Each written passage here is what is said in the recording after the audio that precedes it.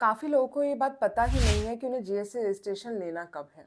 जहाँ पर GST registration की रिक्वायरमेंट नहीं होती, लोग वहाँ पे भी जीएसटी रजिस्ट्रेशन ले लेते हैं और प्रॉब्लम वहाँ से शुरू होती है बिकॉज उन्हें आगे का नहीं पता होता कि कब कब रिटर्न फाइल करनी है, या फिर उनको ये लगता है कि जब सेल्स नहीं है तो रिटर्न क्यों फाइल करनी है, एंड इस वजह से वो लोग हैवी पेनल्टी दे बैठते हैं। सो इसलिए जीएसटी नंबर अगर आप लेते हैं तो सारे कंप्लायंसेस का ध्यान रखिए, बट उससे भी बड़ी बात कि आपको ये पता हो कि जीएसटी नंबर लेना कब है और किस कैटेगरी में लेना है, ये बहुत इंपॉर्टेंट है, जो आज हम लोग अपनी इस वीडियो में डिटेल में डिस्कस करेंगे।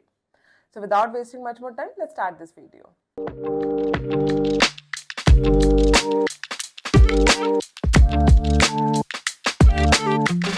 हे everyone, this is C Neha Gupta. I welcome you all on this channel. I hope आप सब लोग फिट होंगे, अच्छे से अपना काम कर रहे होंगे।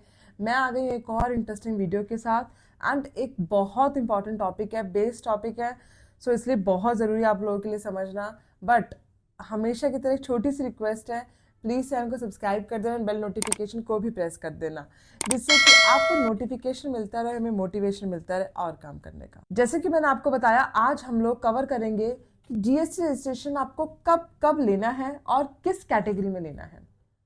तो सबसे पहला रजिस्ट्रेशन, जिसको हम बोल सकते हैं नॉर्मल रजिस्ट्रेशन, वो आपको लेना होता है अगर आप सर्विसेज में डील कर रहे हैं तो 20 लाख से ज़्यादा अगर आपका टर्नओवर है तो आपको जीएसटी नंबर लेना मैंडेटरी है। वहीं अगर आप गुड्स में डील कर रहे हैं तो अगर आपका टर्नओवर 40 लाख से ज़्यादा है तो आपको जीएसटी नंबर लेना होगा। वहीं अगर आप अदर कैटेगरी स्टेट्स में आते हैं तो ये लिमिट 10 लाख एंड 20 लाख है respectively. Now a very important point कि ये लेना किस किस को चाहिए, स्क्रीन पे ध्यान दीजिएगा। जो बिजनेसेस इंटर स्टेट सप्लाई कर रहे हैं उनको ये जीएसटी कैटेगरी में जीएसटी रजिस्ट्रेशन लेना चाहिए। इट मीन्स अगर आप एक स्टेट से दूसरे स्टेट में सप्लाई कर रहे हैं तो आपको जीएसटी नंबर लेना होगा।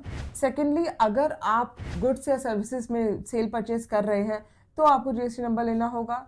वहीं अगर आप ई कॉमर्स ऑपरेटर हैं तो आपको जीएसटी नंबर लेना होगा, एंड अगर आप आरसीएम कैटेगरी में फॉलो करते हैं तो भी जीएसटी नंबर आपको लेना होगा। अब बात आती है कि नहीं, हमें जीएसटी नंबर लेके फायदा क्या होगा, ये सबसे बड़ा क्वेश्चन है। वेल, सबसे पहला बेनिफिट, आप आईटीसी क्लेम कर पाएंगे। सेकंड, आपके बिजनेस की क्रेडिबिलिटी बढ़ेगी। जैसे ही आप क्लाइंट के आगे बताते हैं कि आपका जीएसटी नंबर है, आप जीएसटी वाला इनवॉइस रेज करेंगे तो क्लाइंट को आप पे ट्रस्ट बनता है कि आप नए नहीं हैं।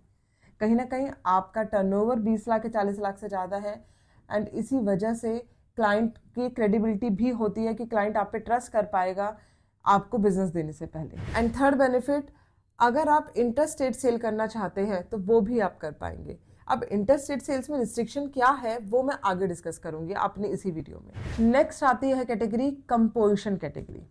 इट मीन्स कंपोजिशन स्कीम, तो जिसके अंदर एलिजिबिलिटी क्राइटेरिया है, अगर आप मैन्युफैक्चरर है या फिर ट्रेडर है तो अगर आपकी टर्नओवर 1.5 करोड़ से कम है तो आप कंपोजिशन स्कीम ऑप्ट कर सकते हैं एंड जीएसटी रजिस्ट्रेशन अपना अंडर कंपोजिशन स्कीम ले सकते हैं। वहीं अगर आप स्पेशल कैटेगरी स्टेट्स में हैं तो ये लिमिट 75 लाख हो जाएगी। Second, inter state supply of goods और सर्विसेज नहीं होना चाहिए। इट मीन्स आप एक ही स्टेट में बैठे हैं, लेट्स से आपकी शॉप है, आपका यही कस्टमर आता है, आप यही सर्विस डिलीवर कर देते हैं, आप यही अपने गुड्स दे देते हैं, तो इसलिए आप कंपोजिशन स्कीम में जीएसटी नंबर ले सकते हैं। वहीं अगर आप एक सर्विस प्रोवाइडर है तो आपके लिए लिमिट है 50 लाख की। इट मीन्स अगर आपका रेवेन्यू 50 लाख से ज़्यादा है तो आप कंपोजिशन स्कीम के लिए एलिजिबल नहीं होंगे। अब बात आती है कि नेहा इसमें लेने का फ़ायदा क्या है। वेल, सबसे बड़ा फ़ायदा इसके अंदर ये है, जहाँ पर आप जीएसटी 18% ऑन एन एवरेज दे रहे हैं, यहाँ पर अगर आप मैन्युफैक्चरिंग ट्रेडर है तो बस 1% जीएसटी देना है, बट ध्यान रखिए कोई इनपुट नहीं आपको मिलेगा। सेकेंड, वहीं अगर आप रेस्टोरेंट रन कर रहे हैं नॉन अल्कोहल तो आपको ये जीएसटी बस 5% ही देना है। वहीं अगर सर्विस प्रोवाइडर है तो आपको 6% ही जीएसटी देना है, बट ध्यान रखिए आपकी सर्विसेज एक ही जगह पे डिलीवर होनी चाहिए। और भी कंपोजिशन स्कीम के कुछ बेनिफिट्स हैं, जिसमें सबसे अच्छा बेनिफिट कि आप आराम से क्वार्टरली रिटर्न भर सकते हैं, आपको मंथली फाइलर बनने की जरूरत नहीं है इसके अंदर, एंड कंप्लायंस बहुत कम है, बर्डन फ्री आप रहेंगे इसके अंदर। तो कुछ इस तरीके के बेनिफिट्स हैं जो लोगों को बहुत अट्रैक्ट करते हैं कि कंपोजिशन स्कीम में जाया जाए। Next important category, casual tax payer, CTP registration इसको बोला जाता है। ये ध्यान से सुनिएगा, ये उन लोगों को लेना होता है जो कि ट्रेड या एग्जीबिशन कर रहे हैं। एग्जाम्पल के साथ समझते हैं, अदरवाइज आपको बहुत कंफ्यूजिंग लगेगा। लेट्स से मेरा दिल्ली में स्टोर है, मैं दिल्ली में बिजनेस रन करती हूँ अपना। अब यहाँ पे लेट्स से मेरा गारमेंट का स्टोर है, इट मीन्स मैं ड्रेसेस डिज़ाइन करती हूँ, आई एम अ डिज़ाइनर। अब मुझे एग्जीबिशन मिली मुंबई जाके, मैं मुंबई जाके अपने ड्रेसेस की एग्जीबिशन लगाऊंगी और उसको सेल करूंगी। तो अब मुंबई जाके अगर मैं सेल करूंगी तो मुंबई का जीएसटी लॉस कराने वाली हूँ, बिकॉज मैं तो दिल्ली बेस्ड रजिस्टर हूँ, मेरे पास दिल्ली का जीएसटी नंबर है। तो मुंबई में जाके मैं सीटीपी रजिस्ट्रेशन ले सकती हूँ, जिसको बोला जाता है कैजुअल टैक्स पेयर रजिस्ट्रेशन, जो कि सिर्फ आपको 90 डेज के लिए मिलता है। एंड इसकी एक सबसे बड़ी कंडीशन है कि आपको एडवांस में एस्टिमेटेड जीएसटी जमा करना होता है। तो सीटीपी का फायदा क्या है? एक, बल्कि इवन मैं बोलूँगी एक लॉस और है इसका, कि आप आईटीसी भी क्लेम नहीं कर सकते।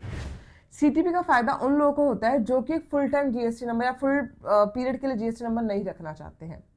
फॉर एग्जाम्पल, मेरे पास कोई जीएसटी नंबर नहीं है, मैं बॉम्बे जाके सेल करना चाहती हूँ, बट जब भी आप किसी होटल में एग्जीबिशन करेंगे आपसे मैंडेटरी जीएसटी नंबर मांगा जाएगा।